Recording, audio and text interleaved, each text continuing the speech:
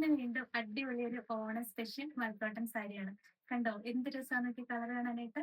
നല്ല ഭംഗിയാണ്. ഇത് ഞാൻ വേറെ ചെയ്തിരിക്കുന്ന സെയിം തന്നെയാണ്. സാരി മൽക്കോട്ടൺ ആണ്, സോഫ്റ്റ് ആണ്.